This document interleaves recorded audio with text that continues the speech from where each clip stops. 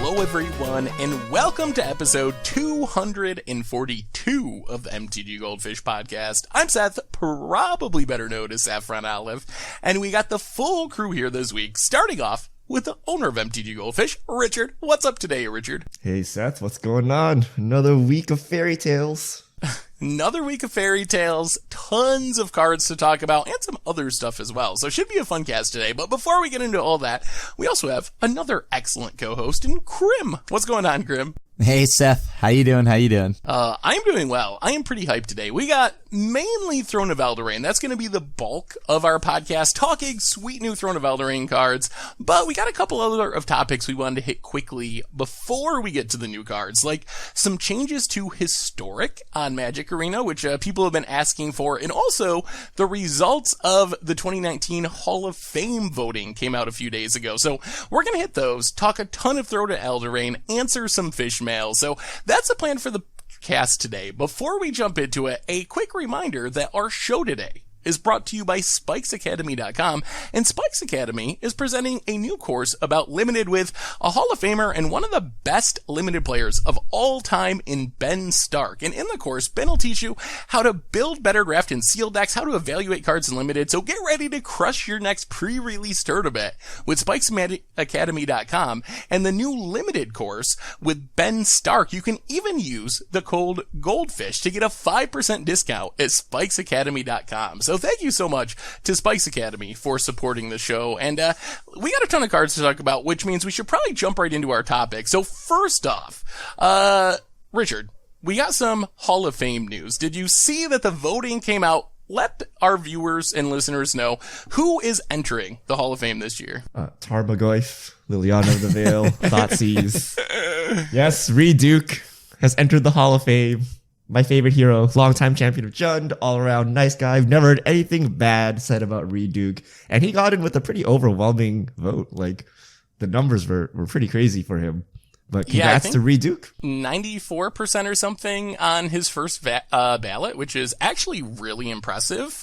Sadly, while I think it's awesome that Reed Duke made it, and I think he was at the top of pretty much everyone's ballots, as the results show, no one else was super close. You got to get 60% of the votes to get in. The next three were like 35, 36%, and Brad Nelson, Chris Pikula, and Jerry Thompson. So we didn't have anyone else make it this year, or anyone else that was even super close to getting in this year. So it'll be interesting to see. Apparently changes coming in the future, but huge congrats to Reed Duke on making the Hall of Fame. Yeah. Anyway, with Hall of Fame out of the way, we also got a big Magic Arena update. So there had been a lot of weeping and gnashing of teeth about the announcement of Historic on Magic Arena. If you've seen like the Arena subreddit or social media, people were pretty outraged about wild cards costing 2. There were questions about new cards being added.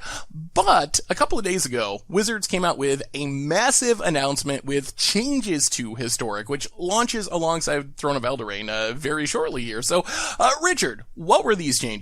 All right. So previously, Historic cards cost 2 wild cards, which is the bulk of the outrage that everyone had. So now, to no one's surprise, Wizards like, hey guys, joking, one to one. So 1 wild card for your Historic cards, but what they give, they take away. So previously, your Historic play queues would give you progress towards your daily and weekly wins and quests. So now they only progress your quests. So you can't use them to rack up your daily and weekly wins. Historic events remain the same. They start November. Historic ranked remains the same, available for a limited amount of time in December. New Historic cards. So they previously said 15 to 20 new cards in November, and they said per quarter. Now it's TBD. So they don't even know what they're doing with those now. They're just saying we're thinking about how many and how often and how we're going to release them to new players. And then the Historic packs previously were available in 45 packs bundles. Now they'll be available in all the ways you can buy a standard set. So individual packs all the way up to the bundles. So Krim, we talked about this a couple weeks ago. How big of a deal are these changes? Like, do these changes fix the issues that the community had with the format, or whatever issues you had with the format? Well, it's obviously very nice. It fixes the one issue that a lot of people probably wanted, which was now you can actually experiment and, not feel like you're gonna like destroy your entire wildcard collection, have to, spend all your money on wildcards because you wanted to see if a deck could work. Because it's only one wildcard for a card now, so I'm not as afraid to experiment, right? It's not gonna just make it so that, best deck only in this format. So I do like that. I'm concerned now about this whole TBD announcement on new cards getting added to Arena, though. Like, are we getting less cards than we are before? Are we not going to get any at all? Because the thing that we had talked about before, Seth, about how upon arrival, this will just feel like standard that we've had all year long if they don't add a ton of new cards into the format. I think the good news is, from reading some of the stuff Wizards had said, it sounds like they are definitely adding new cards to Historic. The TBD isn't supposed to mean they're thinking about not doing that, but they're thinking through the right cards to add and how players will acquire the cards. So I would still expect new cards, but I have no idea like how much the TBD part will change that. Are we still thinking like Worm Coils and Dark Confidants, or is it going to be more powered down stuff? So it'll be interesting to see how that shakes out. I kind of like you, Krim. I think the wildcard thing is a really big deal. I like that they're thinking about how they add new historic cards. I have no idea if that'll be good and bad or bad in the end, depending on where they actually end up. I still think that we need more play options. I think even though I read this as a positive announcement overall, the thing that's still kind of disappointing to me is it's still like play options once a month or like quarterly for the certain rank things. Like, I really wish that they would just have this all the time, because it would be nice to have more than just limited and standard as kind of evergreen formats on Arena. So that's the one thing I'm still looking for, is like more support in the form of having queues available. But other than that, I feel like this is a step in the right direction. I gotta ask both of you, we talked about last time we talked about Historic. Some people were saying they think Wizards intentionally announced the 2-for-1 wild cards, knowing that they would probably have to walk it back and they would get the good press of us talking about this could change and other people talking about this could change. Do you think that's what happened? Like, do you think Wizards, this was all their master plan? Or do you think all the complaining actually changed Wizards' mind and they really thought 2-for-1 wild cards was the way to go? Nah, I think it changed their mind. I think this would be like really bad marketing, because I read this announcement and I'm super jaded. Like, I'm not with you guys that this is positive. What I see is Wizards trying to manipulate how we play Historic, right? Like, they give us 1-to-1 wild cards, right? So you're like, oh, now it's cheaper, we can play. Wrong, right? Like, now you can't use it for your daily wins.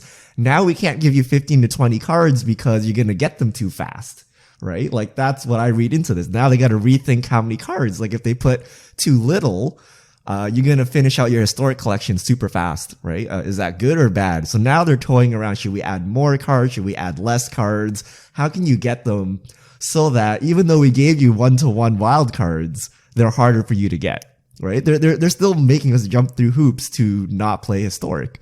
So yeah, this number changed, but then they're changing the other dials so that the end result will be the same for us. So I'm just being super jaded, but I don't see this as like super, hey guys, let's play Historic. It's like, hey guys, play Standard. And when Standard sucks, you could try Historic. Maybe when we turn on our queues. Right. I think right now it also may feel that way, though, only because I think they themselves are also testing a ton of things out, like the whole ranked queue stuff. I think that maybe right now the only reason why we don't have a permanent ranked queue is because they want to see how the format plays out, what's in there, and then once they're comfortable with the format, they can make it a more of a permanent ranked queue. But there's nothing like, if you put a ranked queue up and say, the format's degenerate, so what? Right? Like, it's not like you get anything for being at the top, right? Like the actual downsides are very little. But I think like they want to, like, as I had mentioned, they just want to just make it so that the format is viable and fun before they try to make it a permanent ranked queue. And like, if it's just fully degenerate, they may not like that. Like, you know what I mean? Like, they may not want to make that a permanent ranked kind of thing. But how do you get this data without a place to play and collect it? Also true. Also true. They can't. They obviously have to let it go first, and then see what happens. But I think that's what this initial launch will be. A lot of like testing. Like I would have liked to seen like, hey guys, we screwed up. 1-to-1 wild cards, ranked queues all the time, you know, all SKUs available, right? Like make it fully beneficial to the players. Because, you know, in a couple months time, everyone will forget about this anyway, right? It's not going to matter. But for the time being, to make the optics look better, they should have just given us freebies. Kind of like, you know, you complain to the manager and they're like, here, take your free Happy Meal and go, whatever, right? Like, we don't care. Whereas this is, they're like, oh, let's nickel and dime you some more on your way out. And it looks positive, but we'll take some of this other stuff from you. And like, I'm like, what's the point of this, right? Just like, for the first 2 weeks, all wild cards are free or something, like whatever, right? You know, Hearthstone just gives you like random packs and drafts and stuff whenever a new set comes out. Like, you know, whatever, right? I do think like, as long as Arena's been around, we've kind of seen this. It feels like Wizards or Hasbro has like targets of how much money they want to make. So we saw this with like the Vault and some of the issues with that like a year ago or whatever. It's never just like, okay, we're going to give you more stuff. There's always something to balance that out. So by decreasing the price of Historic with it costing only one wild card for each card, they take away the rewards to try to even it out. And I think that's just how Arena has always worked. I'm not saying it's a good thing, but at this point I'm kind of used to it. I don't expect any like economy changes that actually make the economy significantly better without it taking away something to kind of even that out, because that's just been the history of Arena as long as it's been around, as far as I can see. Yeah, pretty much. I think the price is 2 wild cards still. Whether even though it's not direct, like indirectly, that'll be the price, and that's the benchmark that Wizards is working with. So maybe the events cost more but pay out less. Maybe there's less events overall, or I don't know. They're going to do something such that the cost is roughly basically, I guess, double of what it is to play standard. It also seems like this change does make it even harder to actually play Historic. Like, if you're not getting progress towards some of your daily and weekly wins and stuff, maybe that makes it even less likely that people play it. Like, not having rank queues is already rough, but then also having it not count towards your daily and weekly wins, I don't know how many people are just going to jump into it right away. I guess we'll have to see. But yeah. Hopefully we get more play queues in the future. I think we're like 2 weeks out, right? Until we could play Historic? I believe so. There's no events until November and December, but I believe you'll be able to do the, like, whatever, casual Historic games once Throne of Eldraine releases, I believe. Just wait until the outrage when Historic events are required for the Mastery Pass. This is how you jumpstart your new format, boys. Like, win 10 games in Historic. Oh, since you mentioned Mastery Pass, and we got to get to new Throne of Eldraine cards. I think it turned out better than I thought, honestly. It looks like I was skeptical of even buying it, and it looks like I am going to end up completing it before the season ends. I only need like a few more levels, and there's like 10 days left or something, so overall, I think, I don't know. So the man that plays like 60 hours of Magic a week manages to complete his Mastery Pass. Is that what you're telling me, Seth? I did it. Yes, we did it, Reddit. It only takes being a full-time Magic content producer, and you can easily complete the Mastery Pass with like 5 days to spare. Got him.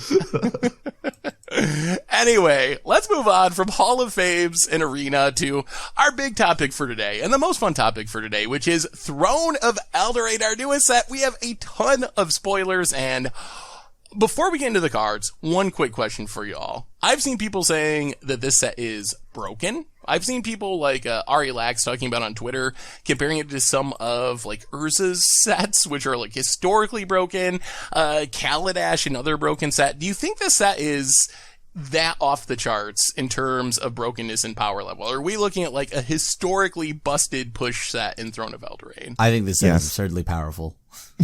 Yes. Yeah. Like I think when you play the set, I think it'll be fine. When we play standard, at rotation, it will be fine. The question is next year when they release new standard sets, and then you're comparing cards from the two sets, and you see, all the new cards at the Pro Tour. Will any of them be from the new set, or will they all be overshadowed by, the super push set, right? And we saw the same thing with Energy and Kaladesh, and they had to ban a whole bunch of cards just to make the newer cards playable. I feel we're kind of in that territory. maybe they just keep pushing. Maybe we're in keep just pushing? like full-on power creep mode now. Questing beast didn't have enough keywords, so 1 year from now, it's going to add another 4 It'll keywords. get another to it. keyword somehow. It was supposed to also have double strike. All right, well, yeah, I agree with you. I think this set looks incredibly pushed, and let's talk about some of these incredibly pushed Magic cards. So, Richard, guide us through some sweet spoilers. All right. I don't know about incredibly pushed, but we have Kenneth, the returned king. So, the king of the plane. I think this is the father of, It is I Will forgot and the Rowan's twins. father. Will and Yeah. Rowan, yes. 4 and a white, 5/5, legendary creature, human noble. Red, all creatures gain trample and haste until end of turn. 1 in a green, put a +1/+1 counter on target creature. 2 in a white, target player gains 5 life. 3 in a blue, target player draws a card. 4 in a black, put target creature from a graveyard onto the battlefield under its owner's control. Should say also this is the buy a box promo for the set. So if you want one of these, it's not coming in the actual normal packs, but you can get one if you pick up a box at your local game store. I am actually really excited for this. This feels like, to me, the best. I don't think it's good for standard. I don't think it'll even really see play in standard. But I think I love 5-color commander decks. That's some of my like favorite decks are just like 5-color, essentially good stuff. I can just play whatever I want. And I feel like Kenneth might be the best 5-color good stuff commander. A lot of the 5-color commanders are either like tribal based or they're cards that have like progenitus. Like, sure, it can be good stuff, but you might also have a downside of blowing up your entire board. This, you can just play it in any 5-color deck and it's going to offer value to your deck. And it's got like this Feldegriff mode built in where you can also play like 5-color group hug or whatever. So I think this is a super sweet commander, but not really standard relevant. Yeah, I'm excited to try this in Brawl. Like that's mostly because I mean, just like you had mentioned, like it's like this or Golos, and I think this can get some pretty sweet value, although not as good as Golos's activated ability, but that one's significantly more mana. It does seem good in Brawl, though, like, I'm a little sad with Brawl being mostly 1v1 that you lose out on, like, the fun political aspect. I think one of the parts I like of Kenneth is, like, every ability can be used to benefit your opponent as well. So in, like, a multiplayer game, you can do some really sweet, like, political tricks with Kenneth that don't really come across in 1v1 Brawl, where I think you just exclusively activate the abilities to benefit yourself in a 1v1 game. Unless they had a chat box. Hey, if you don't hit me, I'll let you gain 5 life. We need to figure out a code with like the arena emotes to say that. Double oops for mode number 2. Blink twice if you want me to activate this.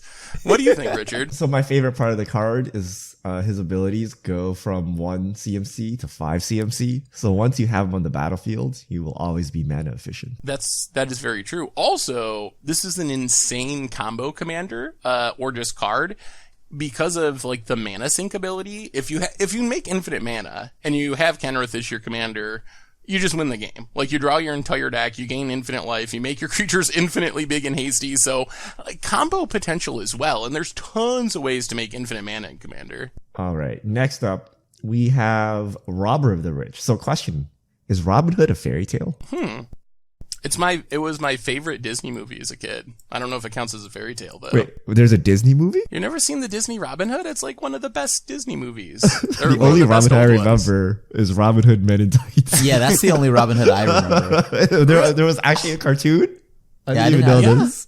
Oh, I can't believe I thought everyone if had Disney seen that. made it, then this must be a fairy tale. Okay. 1 in a red, 2/2, human archer rogue. Reach haste. When it attacks, if defending player has more cards in hand than you, exile the top card of the library. During any turn you attacked with a rogue, you may cast that card, and you may spend mana as though it were mana of any color to cast that spell. So this is your opponent's library. Yeah, so you kind of get to steal your opponent's stuff. I think this is the card that I'm most likely to attack flyers into and lose the game as a result. It does not seem like He's clearly Spider-Manning hanging from the sky. Don't fly into him. Like, look at the art. That's true, but it just, you don't expect the red 2-drop to just randomly have haze. Like, I get the flavor of it. It's an archer. It can, like, shoot things down out of the sky or whatever. But still, I don't know. I mean, I think this card's powerful. It's a good 2-drop on turn 2, and then it kind of scales to the late game because those cards just sit in exile. And then late in the game, eventually you'll either have another rogue. There's a couple of like semi-playable rogues in standard, but not a ton. Or you'll just draw another Robber of the Rich, swing in with haste, and then unlock kind of this like new hand, or at least like a few cards, hopefully, that you have in your exile zone from your opponent's deck. So I think this is actually pretty good as a 2-drop that's pretty good on turn 2 to get in hasty damage, and then gives you some nice value in the late game where you get to access all the cards you exiled. Also, yeah, just like eating cards off the top of the opponent's deck could, actually be very disruptive along the way. Yeah. So do you guys remember a time where like red got like a 2-mana 2/1 and like that was it? And then we had a red grizzly bear. We were like losing our minds. And then now we have one with reach haste and it like gets to steal cards. Do you think it's going to be good in modern? No. I'm going to say no. In what deck? Humans? Oh, it's a human. Oh, yes. Yeah, it's also a human. There's like so much competition though. I think there's like better humans in Throne of Eldraine for modern humans actually. So I think it might just be too much competition. I don't know. I guess you could play it as like a one of or something, but then you lose some of the value of like wanting to draw multiples in the late game when the first one dies to gain the cards. So I'm going to go with there's just not enough room, even though I think it is a pretty powerful effect. Are there random rogues in the human deck? I don't think so, right? I don't think any of them are rogues. I don't think so, but there could be, and I'm just not realizing it. Rogue is one of those like sneaky creature types that sometimes things just are randomly rogues and you don't realize it. It's a lot like a rogue. All right, next card, the Magic Mirror. 6 blue, blue, blue. So 9 CMC, legendary artifact. This spell costs 1 less to cast for each instant and sorcery card in your graveyard. You have no maximum hand size. At the beginning of your upkeep, put a knowledge counter on the Magic Mirror and draw a card for each knowledge counter on the Magic Mirror. I love this card. I think it's sweet. I mean, even if it gets bounced by Teferi, I think the card is sweet. It's definitely sweet and flavorful. I don't know about it seeing play in standard. I could definitely see myself jamming this in commander decks or maybe brawl decks.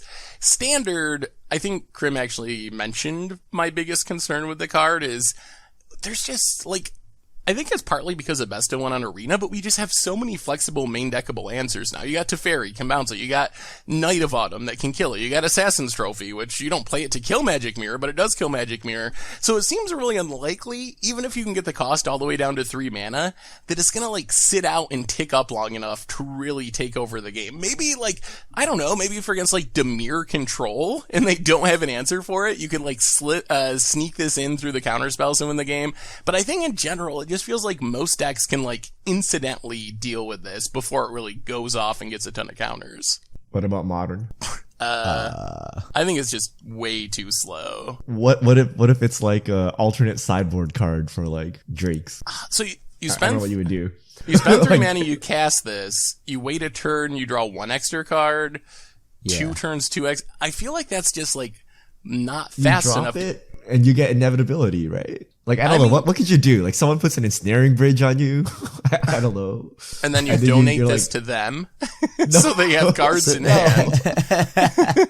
This is your alternate win card.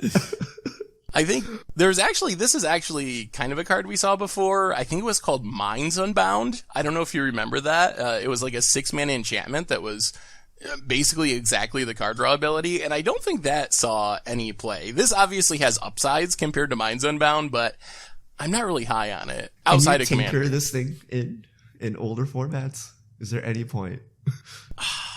I mean, you could. It is a legal tinker target. Yes, I understand that part.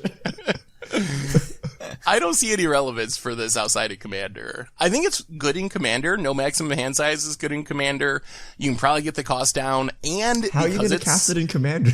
It's like really hard, right? It's really late still. Well, if you can cast it for 3 mana, it's not bad. Yeah. I'm assuming you fill your graveyard with spells somehow in some sort of like spell slinger style deck. Even then, it's kind of slow though. Although maybe it's so slow that it's not threatening. Like, if you saw me play this in Commander, are you going to be like, oh my god, we got to deal with that, it's a magic mirror? Or are you going to be like, enjoy drawing a card next turn, Seth? What if you have, like, a doubling season? Yeah. That's a lot of work. That's a lot of work. What is doubling season? All right, no magic mirrors. Gives you double the knowledge counters. Okay. All right. If it gets played anywhere, I see that I think it could get played in Standard. I think it could. I mean, all right. I'm not gonna lie to you. Maybe this is just me, but like, I think Jace, Wielder of Mysteries, like, I don't know, some kind of maybe self-mill crazy draw deck. I don't know. I think that could work. It just seems hilariously bad against both Teferi and also Narset, which are two like staples of Standard. Was just like incidentally with their easy just set. Wreck it. Just don't let it resolve. Right? How obviously easy is that? All right. Next up, we have a Boros Mythic, Outlaws Merriment, 1 red, white, 4 CMC enchantment. At the beginning of your upkeep, choose one at random. Create a red and white creature token with these characteristics. 3/1 human warrior with trample and haste. 2/1 human cleric with lifelink and haste. 1/2 human rogue with haste with when this creature enters the battlefield, it deals 1 damage to any target. Man, go ahead. I think this is it's an alright card. I don't know. I don't know if it's I can't tell because everything seems so powerful in this set that like something like this just I don't know. It's nice in a token deck. It's nice to have it's a slower, less inevitable version of what's the Boros assemble the Legion? Yeah. I don't know. It seems okay. If it was Standard of like 5 years ago, I would really like this card. If you look at the tokens you make, I think each one is worth, I would say, a minimum of 2 mana. Maybe like 2 to 2.5 mana if you were just going to cast a card that had the stats and abilities of one of those tokens. So after 2 turns, you got your mana's worth. After 3+ turns, you're coming out way ahead in terms of mana. But the problem is kind of like what we were talking about with the Magic Mirror. I'm just super low on artifacts and enchantments that have to sit on the battlefield multiple turns to generate value. I just feel like they line up so poorly with the cards that are in the format that I don't know. I just like, what are the odds that you play this and actually just have it sit out for 3 or 4 or 5 turns? I guess, like, again, you're sideboarding against like some Dimir deck that doesn't have easy answers to it. But in general, I'm not high on cards like this in our current format, even though I think it's powerful. Like, if it were at the beginning of your combat step, so the turn it came down, you can create something immediately, but it's at the beginning of your upkeep, so it has to make it 1 full cycle, at least. And there's Mortifies and Teferis and et cetera. Mortify has gone down. I mean, you could play this in a deck that kind of stretches people's answers thin. So, like, if you are in an aggressive shell, this could be your late game bomb that you would drop after they use all their answers on focusing on your early board. Maybe this is something you sideboard in. You could also sideboard this in a slower matchup. Yeah, like you could also sideboard it in like some sort of Jeskai control deck even, or Jeskai Super Friends. Yeah. I think this card is laughably bad. It's a 3, like, they don't attack through anything, right? Like, they're 3/1s. You just put up a 4/4 and like, you just stop all attacks. It reminds me of like a really bad Gideon.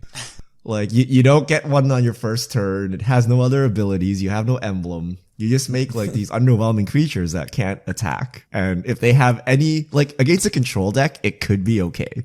But against any other deck, they will have creatures that will block and kill all your tokens. So this thing is actually just really slow and kind of useless. Like, the only thing that can make it better is if you had like a Boros Anthem.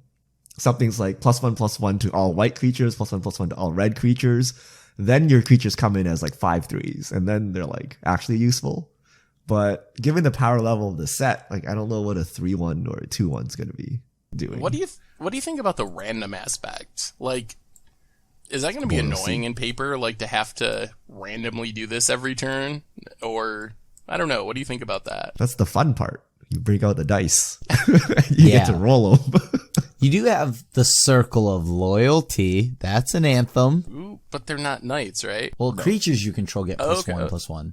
Well, then you got to cast it for 6 I mana. mean, I'd rather pay 2 more mana and cast a Garrick. Like I don't know. This is like a little underwhelming. All right. Next up, we have Torbrand, Thane of Red Fell. 1 red. So 4 CMC, 2/4, legendary creature, Dwarf Noble. If a red source you control would deal damage to an opponent or permanent an opponent controls, it deals that much damage +2. This card's pretty good. I mean, it's essentially a 4-mana 4/4 in red.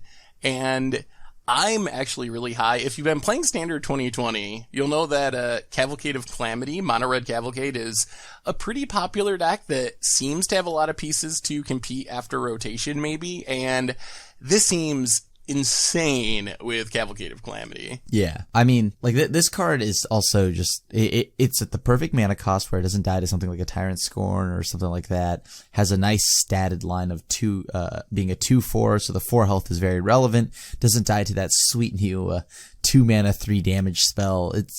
There's a lot less answers that can easily deal with Torbrand, I would say.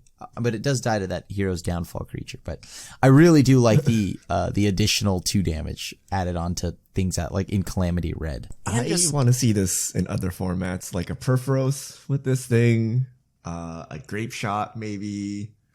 What's that red pestilence?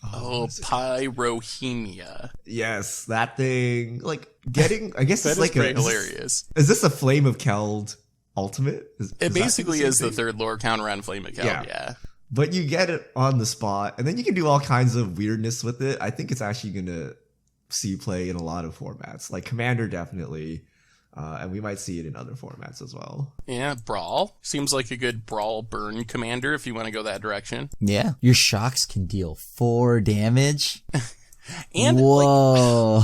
I really like too, even though it technically doesn't do anything right away, if you build your deck in a way where you're like curving out like 1-drop, 2-drop, 3-drop, Torbane, like unless your opponent has instant speed removal, at least you get in that first attack with your red creatures and hopefully get in a bunch of extra damage. So it kind of is a little bit of like a Hell Rider effect where even though it doesn't have an enter the battlefield trigger, if you play it and build the deck right, you should be able to get some almost immediate value out of it.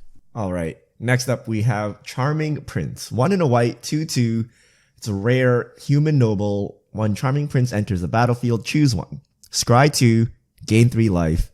Exile another target creature you control, return to the battlefield under your control at the beginning of the next end step. Man, this might be the card that I will play most of all of Throne of Eldraine. This card does exactly what I want to do, like just flickering and enter the battlefield value for stuff like Panharmonicon.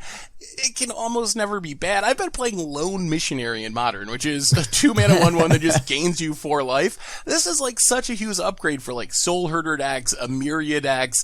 I've heard people talking about it in Humans. This is a 2-drop that I think might actually have a home in Humans in Modern. I think this card is just really, really strong. I like cards that have options, and this gives me multiple choices for whatever situation I need. I'm a fan. I mean, it's basically the third option, right? Like if you really want this card for that. What if I need to gain 3 life against Burn? You know? I mean, yeah, but that's not the primary purpose of this card. Or is it? I don't know. But I feel like decks that want blinking effects and decks with the word human in it, I think would like this. It's just so hard for it to ever be bad. Like, worst case, you scry 2 and improve your draw. If you're against an aggro deck, you gain 3 life, and that might actually swing the game. And then, if you're playing it, you probably built around the flicker ability a little bit, and that can offer a ton of value. If you're flickering, whatever, Cloud Brazers, Muldrifters, Chupacabras, something with that level of enter the battlefield trigger. So, I think it's a lot of value for a Grizzly Bear. You can give your opponent a bunch of goat tokens. Again, if you blink your Clackbridge Troll. Okay, next up we have Fires of Invention. 3 in a red enchantment. You can't or you can cast spells only during your turn, and you can't cast more than 2 spells each turn. You may cast spells with converted mana cost less than or equal to the number of lands you control without paying their mana cost. This card is so tricky to evaluate. For sure, I know that I like it as additional or maybe even replacement for As Foretold if your goal is to cast Restore Balances and Crashing Footfalls and stuff in Modern. I think that's one easy home. You might be able to do that mono red now with this and Electro Dominance, because it's another way you can just fire those spells off for free. On the other hand, like, how big of a drawback is essentially not being able to cast instants and only being able to cast 2 spells a turn? Like, the dream scenarios you play this on turn 4 with another 4-drop. So you're kind of almost doubling your mana. And then the next turn you untap and cast 2 5-drops for free. Maybe one of them has some sort of like mana sinky ability so you can use all your lands that you don't need anymore. I don't know. What do you guys think of this card? Like, outside of the free spell synergy. So you're trying to play this quote unquote fairly. Well, the unfair way is the free spells, I think. I mean, I think that is what you want to do, right? Like, you like Living End. If it doesn't work, I'm going to lose anyway. Like, what's the point of casting another spell? I'm looking at this as Big Red in Standard, something to, like, I don't know, just like Big Red can definitely use this. Big Red wasn't going to cast a ton of spells in one turn anyways, right? You only need 1 to 2 big bombs and call it a day. Yeah, but I feel like, I don't know. Why don't you just play a ritual if you're just going to cast like 1 5-mana spell and like be done, right? Like, normally you're gonna have removal and stuff you're gonna need to play. Potentially, you get 2 spells. Yeah, and it's 2 free spells. So someone should have stats for this. What is like the average number of spells per turn that's cast? Ooh, I mean, I think it really depends on the deck and your build. Sure. But, you know, of like, say, a common archetype, let's say like a control deck, a mid-range deck, like, how many spells are you actually casting on average? Because if it's usually under 2, maybe this is fine. Maybe it's actually just free mana and all upside. But if after you play this, you got to play like 2 removal spells and then a 3-drop or something, and you can't do that, then it actually didn't help you, right? Like, you could have just used all your mana efficiently anyway.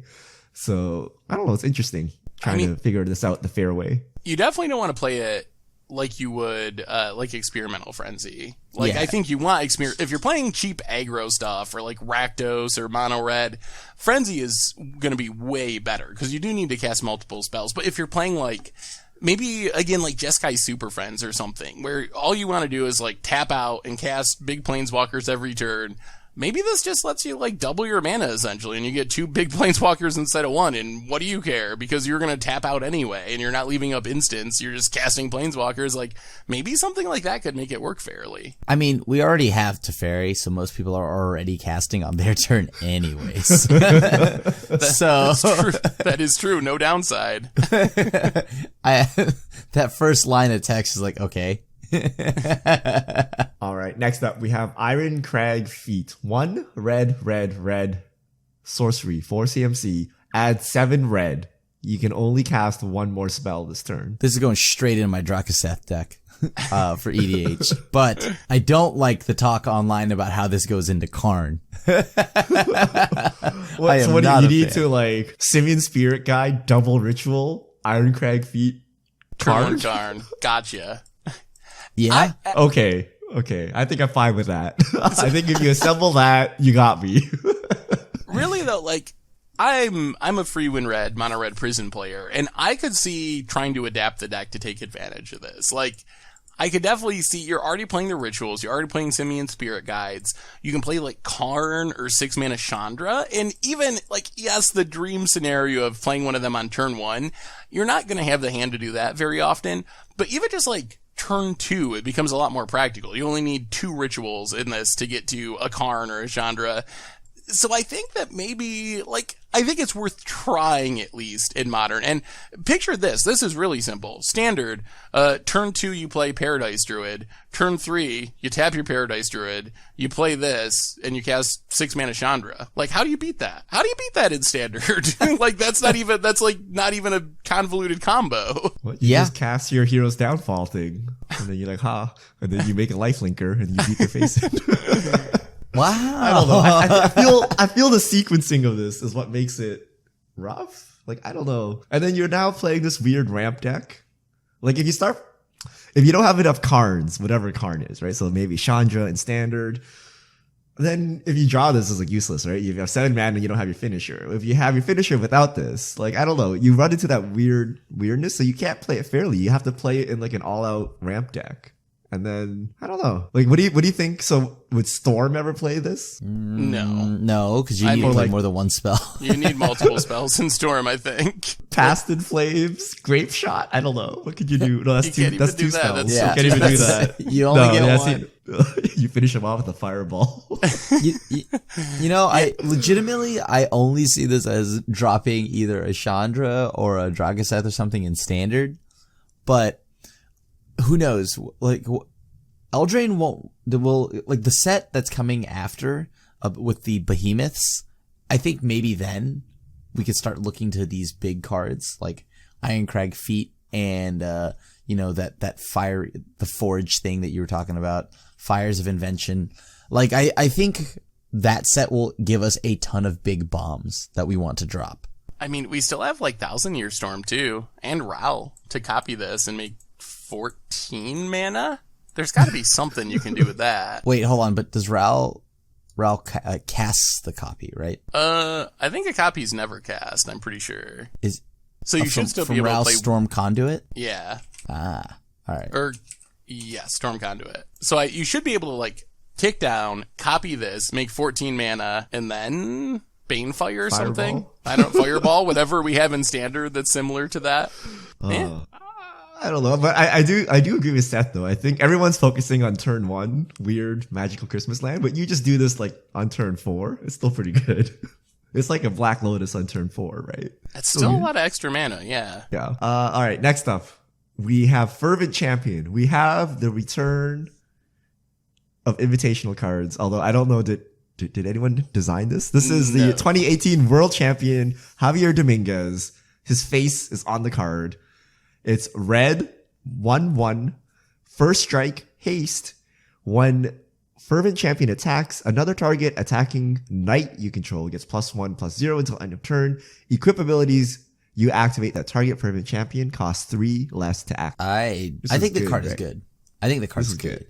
But I want to see what equipment or equip abilities we're going to see. Yeah, I think that feels like the biggest payoff. I know I was looking at all the equipment we currently know about, either in Standard or coming in Throne of Eldraine, and outside of Colossus Hammer, you can equip any of them for free. They all cost 3 or less to equip, so maybe there's a way you can like play this on turn 1, turn 2, play some equipment, get it on it, get in a bunch of damage. Worst case, like, Knights has gotten a lot of support, and this seems like just solid curve filler if you're playing a Knight deck, like a decent 1-drop that has some upside, and you probably want equipment in your Knight deck anyway, so I think I like it there at a minimum, and if we get like a busted equipment, then this becomes even more exciting. Yeah, I wonder if what about modern?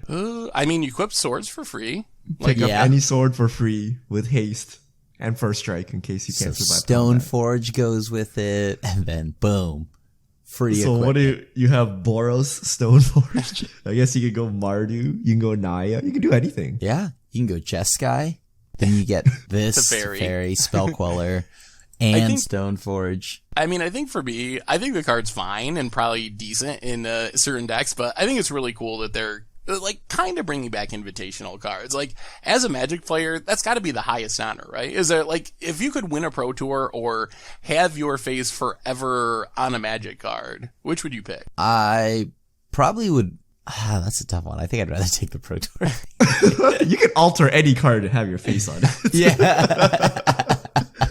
You can't alter the tournament results. Oh, yeah. I would snap take having myself on a Magic card, I think, over a Pro Tour personally. Yeah, I mean, I also would love to have that, but they did him dirty here. Like, he's so far and zoomed out, you can't see his face.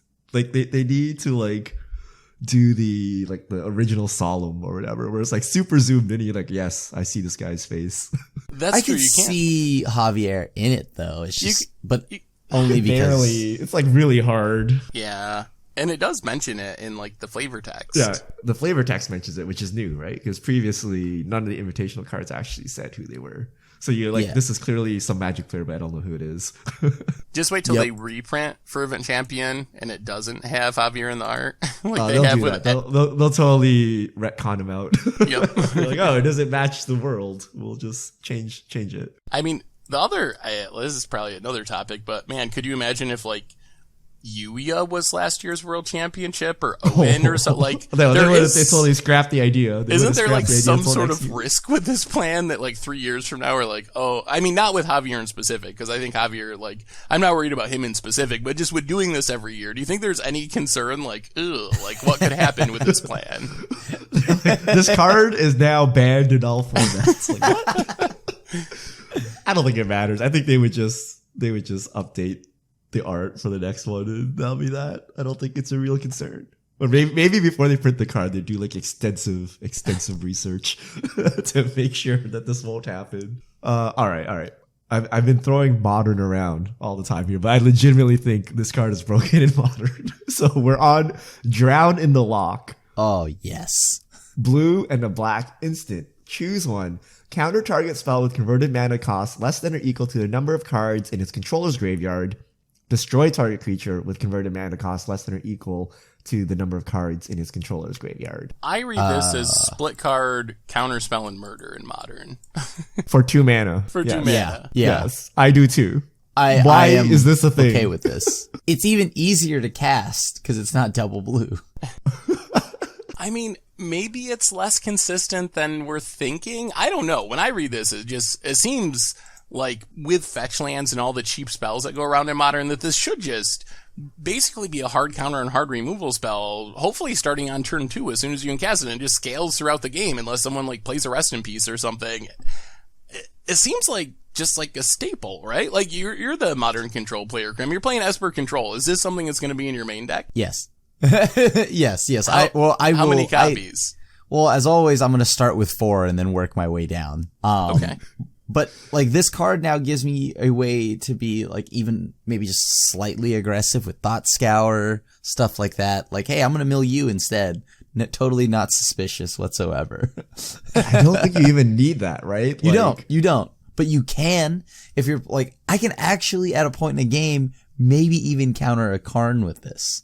Yeah, I think you could. I think this makes Control too strong. Control has no weaknesses now, right? Like the only way to attack Control. wait. The way to attack Control as like a non-aggro deck, right? So if you're an aggro deck, you go under it. Everyone else relies on Control drawing kind of the bad half of their deck, right? So, if you're a combo deck, you want Control to draw their removal. If you're a creature deck, you want Control to draw their counter spells, and then you get them with the creatures. Now this thing does both at 2 mana, and it's actually just a hard counter because, say I turn 1 Thoughtseize you, fetch land. Look, you can now counter like literally everything in my deck, right? You can kill literally everything in my deck. It's like, or I just do 2 fetch lands. You can do the same, right? It's hilariously versatile. What if Mill plays this? Oh, it's I don't know that it even matters. Like, I mean, I guess if you play, I can counter an Olamon. if you play Thought Scour, you can somehow counter like a turn 3 card or something by like manipulating this. But I don't think it's actually even needed. I mean, the only thing I'll say is like there are some bad matchups, I think, for it. Like, I don't think it's particularly good against Tron. Like, Tron seems like it's pretty whiffy. Same with, like, Eldrazi Tron. It feels like it'll be pretty whiffy. But still, that's not, like, a huge downside. If you look at most matchups, like Richard said, like, you're usually choosing to either play a counter to improve your unfair matchups or a removal spell to improve, like, your creature fair matchups. And this just takes that choice off the table. Like, this just does both, and it does both really efficiently and really easily in a format like Modern. I am so excited. It's such a good card. What about Standard? Like, what are your thoughts? I think that's where this is much more questionable. Obviously, if you're trying to mill your opponent, it becomes really good. Can you play this fairly in your Esper control deck in Standard, or is it just too inconsistent to have graveyards being filled? I think you could still play it fairly. I mean, it may not be as impactful as it would be in Modern, but it's definitely got room in Standard. As you had mentioned earlier, something that the like counter spells kind of just can be dead when you have, first off, a Teferi on board, right? Or your opponent has a Teferi or they're like you're sitting there with a grip of counter spells, but they already have resolved threats. So this can now double back as a way to actually remove the threat and isn't like a dead card. Like normally you would board out counter spells in some matchups, right? But in the case of this card, maybe this card just always stays in because it's either a counter spell or a removal. Yeah. All right. I think the card's sweet. I'm sad for Modern. I am sad. It's like, oh. People are just gonna play like 5 Cavern of Souls, and then you just kill the creature they cast. Yeah. No problem, right? Like there's no so counterplay good. to this. Thruns. The counter. You got to bring back your Thruns in John Richard. Everyone's gonna play Boggles. Oh, this card. Oh, control's gonna be so good and annoying. Okay, I don't care. It gets Crim. Strangleroot guy gets around it. It does. No, it doesn't. You just counter it. I need to have a Cavern of Souls, then I Strangleroot guys, and then I got you. All right, Vantress Gargoyle, 1 in a blue, artifact creature Gargoyle, 5/4 flying. It can't attack unless the defending player has 7 or more cards in their graveyard. It can't block unless you have 4 or more cards in your hand. Tap it. Each player puts the top 2 cards of the library into their graveyard. So once again, this is a 2-mana 5/4 flying, right? Which can't do anything unless certain conditions are met. Yes. Right. Those conditions don't seem that hard to hit. I'm going to be honest with you. Like, okay, early game it can block. Oh, right? Because it can't block unless you have 4 or more cards in hand. Yeah. It can block, which is fine on a 5/4 body. On top of that, once you start, your opponent has like more cards in the yard in the late game. That's like, I'm not gonna lie to you, that's when I'm probably gonna start attacking anyways, right? 90% of the time, I don't ever do anything in the early game other than just try to stay alive and get to turn 7. So I think this card is very good. What format are we talking about? I honestly, I think in any format, like, right. So I don't know about Modern and where this comes into play, but like I could definitely see getting some play there too. But Standard, I mean, this doesn't seem that hard to get going. Like it's a 2-mana 5/4 flyer. I don't think it takes that much to get going. To me, this looks like Jace's Phantasm. And Jace's Phantasm can be good if you're milling people, but I don't know. I'm skeptical. This is my pick for a card that is going to be overrated. And people are going to, like, it's nice that it can block. That is helpful. But to me, this looks like a card that is going to be harder to turn on than people think and not be as good as people think. So Krim has won me over with his arguments. Coming into the podcast, I'm like, this card is trash. No, I'm like, this card is great. Yeah. I think you think of it like as a thing in the ice, except it's a 5/4 and it can block flyers. So it just sits around and blocks. So say you play it on turn 2, right? At the end of every turn, you can just mill, right? So you will definitely in 7 turns turn it on, but most likely you'll kill some of their creatures. So by around turn 4 or 5, this thing will be on, which is when you want to be attacking anyway. So I feel like it's actually just a thing in the ice that somehow requires less conditionals. Like you don't actually need to do anything. Just the natural flow of the game will turn this into a 5/4 flyer. Yeah. And if not, it'll be an early game blocker. Yeah. And it blocks flyers, which is actually quite relevant. So I actually think it's actually really good. Yeah, and I don't like, oh, but what if you have to remove stuff in the early game? Well, this is my removal in the early game, right? Like, I just hold on to cards. Like, I can just sit here, hold on to some removal spells unless you go ridiculously wide, and then just leave this up to block, make your combat a little weirder. There's downside to this though, right? So as the game progresses, and say you're not winning, and you've used all your resources to kill your opponent's creatures, now you're hellbent or you're under 4 cards. Yep. But you're not winning yet, right? So you can attack, but you can't block. Well, that's where you're hoping that you just have your control spells. Like, I mean, you have Witch's Vengeance, this survives a Witch's Vengeance. Like, obviously it does if you're naming gargoyles, but like, I don't know. I think there's a lot you can do with this card. I think it's pretty sweet. You can be aggressive. Food tokens to stay alive. Yeah. While you beat them in the air with the 5/4. 100%. Also, I think since it's in blue and with how many sweet draw spells blue has gotten this set, like you have between like the folio, you have, maybe magic mirror, right, Seth? And And then you have Into the Story. Like, there's just so many things that draw you cards. Obviously, unless your opponent has an Narset. Yeah. All right. Last card we're going to talk about. I don't know how this card is on this list, but here we are. Spectres Shriek. Black. Sorcery. Uncommon. Target opponent reveals their hand. You may choose a non-land card from it. If you do, that player exiles that card. If a non-black card is exiled this way, exile a card from your hand. Well, this is like from a cycle like of more hate cards, right? Like Red Cap Brawl. Like they all do something. But if it deals it to a, what is it? If you discard a non-black card, you then have to exile a card from your hand. So it's you basically 2-for-1 yourself. Yeah. But like, it's something that allows me to, like, if I need to, if I absolutely need to, like, we're Fry and some stuff like that. Like, Fry only hits a blue or white, creature or planeswalker. Well, okay, sure. That's great. But this one, it's like, well, if I need to, absolutely need to, then I will rip a non-black card from your hand. Otherwise, I could just keep hating something out on color. I feel like there's only one scenario where I cast this, and I'm at like, my Throne of Eldraine pre-release. My opponent has Garrick, the Planeswalker, in his deck, and I'm like, oh boy, I got a pile of jank. Better put in these Spectre Shrieks and hope I get there. I feel like this is a hate card. It's a sideboard hate card. I think that's how I look at it. It's not. So I've heard people narrow, say though. like, oh, it's like a Thoughtseize, budget Thoughtseize, blah, blah, blah. No, you never put this card in your main deck, I don't think. At least, if the format's healthy, then you never want this in your main deck. But this is a card, we're going back to Theros. Let's say, God forbid, we end up with something equivalent to the old Mono Black Devotion deck that is the best deck in Standard.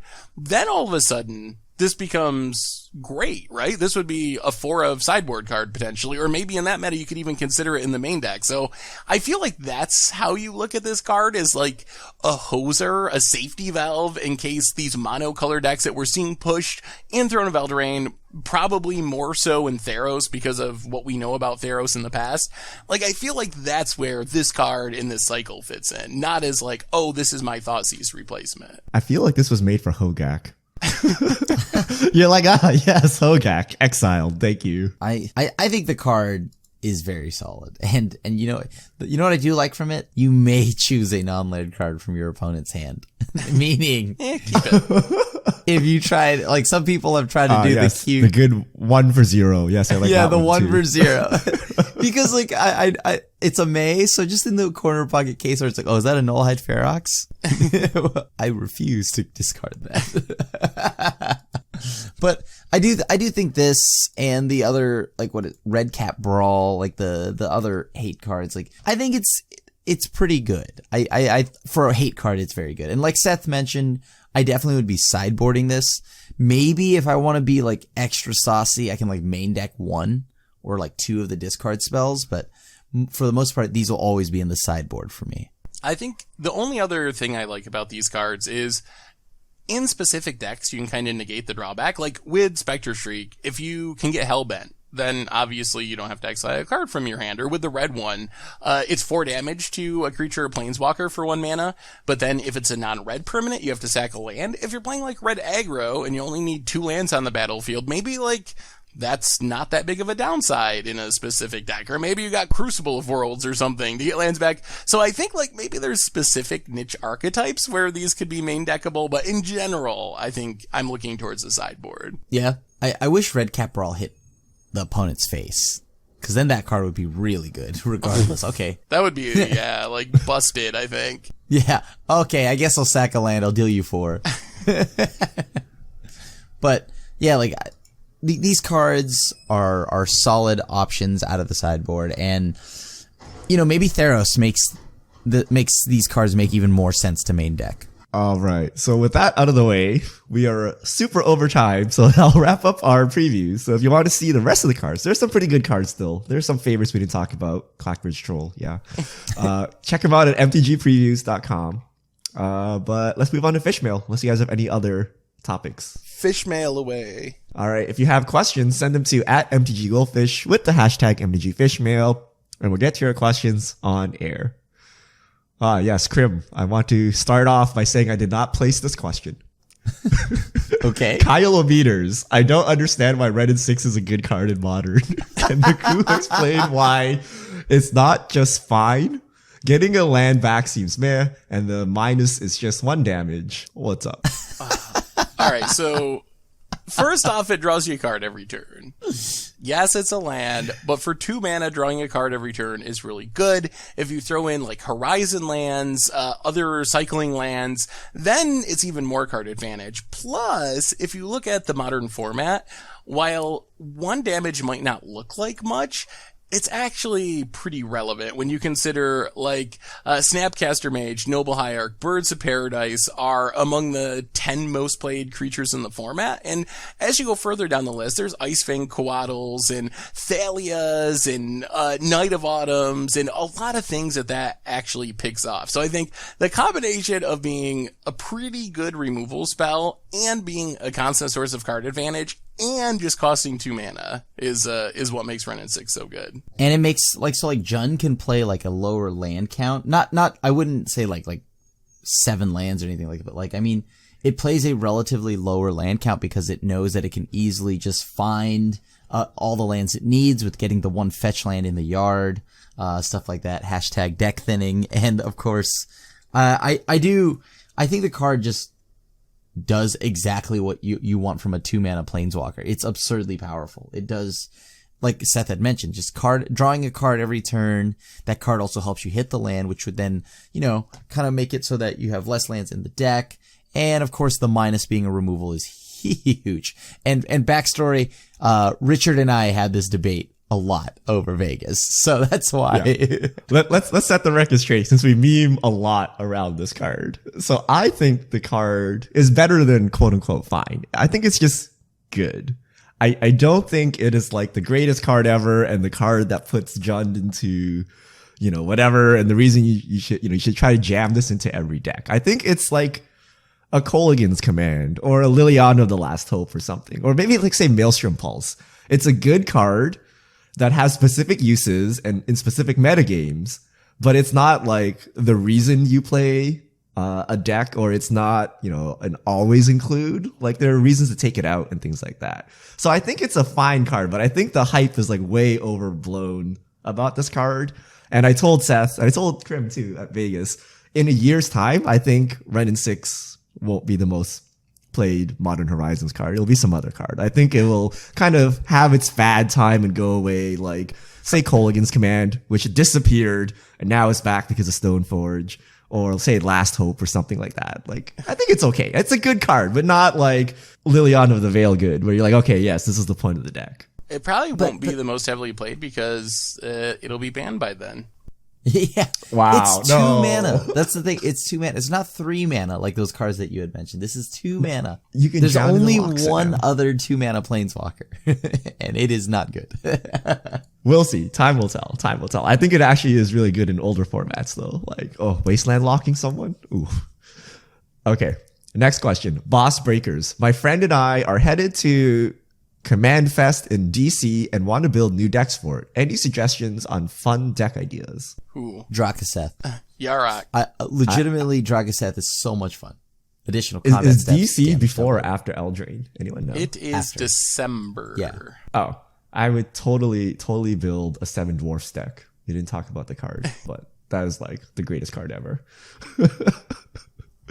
Maybe you can build an Alila also, because by then you'll have all the cards out. Yeah, or Chulane, yeah. Yep. Those Brawl Commanders are pretty sweet. I'm not going to lie to you. All right, Captain Wild 26. Which fairy tales are you most excited to see in Throne of Eldraine? Ooh. I was never huge on a lot of the fairy tales, to be honest with you. I don't even know any like non-Disney fairy tales. Yeah. Is there a non-Disney fairy tale? I pretty much know the Disney ones as well. I mean, Here's the question. Are we going to get like a Frozen card? Like some of the newer Disney movies, which you would not consider fairy tale, but this is basically like a Disney throwback, this entire set. Or do you think we'll see, I don't know, like, are there more off the wall fairy tales? We haven't seen the gingerbread men yet. The gingerbread men and women from the trailer. We didn't get them. We found the man, right? Ginger Brew? We haven't. I think Ginger Brute is just a random gingerbread character. Oh, you think that? So you think the actual gingerbread from the don't preview you think we're will gonna have get- cards? I don't know. If Ginger Brood is the only gingerbread card, I'm gonna be really sad. I'm pretty sure it's just going to be Mighty Leap is going to be the card, and it's going to have the art of the gingerbread cookie. But like, yeah, I don't know. I mean, I guess James. How about Dr. Seuss? Are those fairy isn't- tales or no? I don't think so. I think you gotta be older and more classic. So I don't think we'll get I don't think we'll get anything modern like Frozen or Dr. Seuss. It seems like they've stuck mostly with classic fairy tales and like whatever legends and whatnot. All right. Next question. Absalom WZRD. Now that Blood, Sun, and Field of Ruin are rotating, what is our best hate against the Field of the Dead menace? I would say either just beating them down, which is always a solid game plan.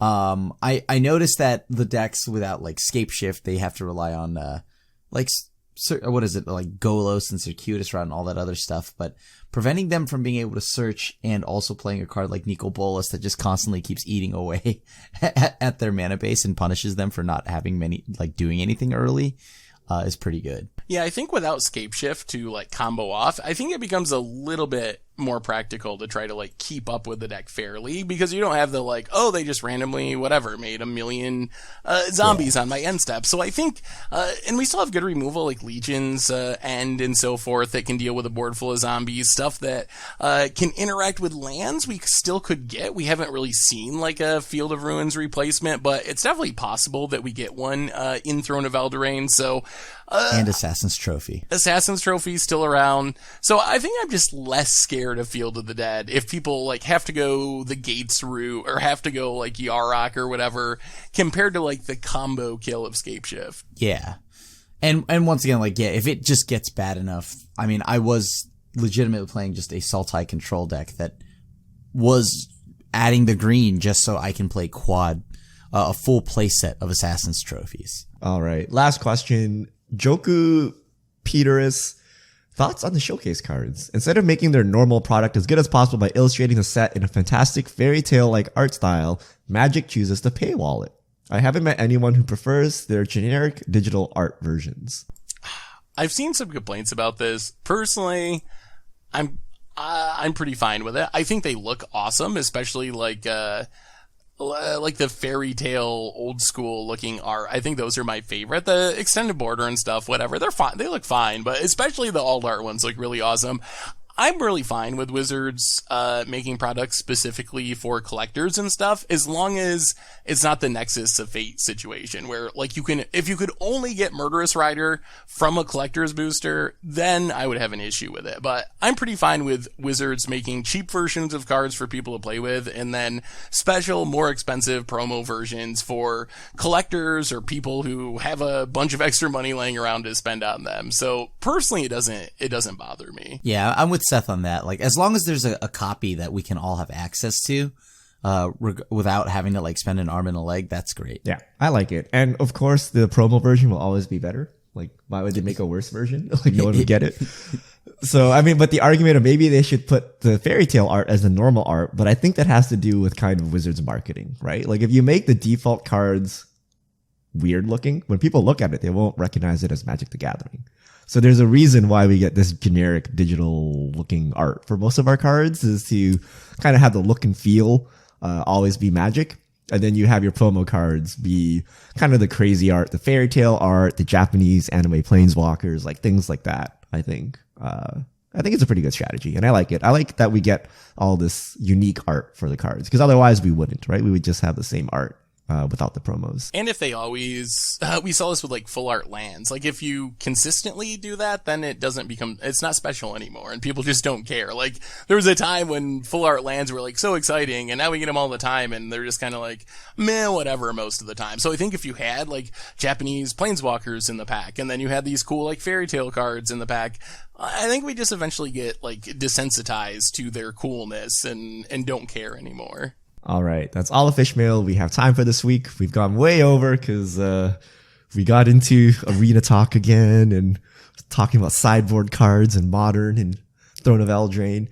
But if you have questions, send them to us next week at MTGGoldfish on Twitter with the hashtag MTGFishmail, and we'll get to your questions on air. And on that note, that brings us to the end of episode 242 of the MTG Goldfish podcast. So, Richard Grimm, thanks for hanging out. Thanks so much to everyone for listening. Thanks to Spikes Academy for supporting the show. You can get 5% off over at spikesacademy.com with the code GOLDFISH. So, next week, we should have the full set of Throne of Eldraine to talk about and whatever else happens in the world of Magic. So, until then, this is Brew signing out.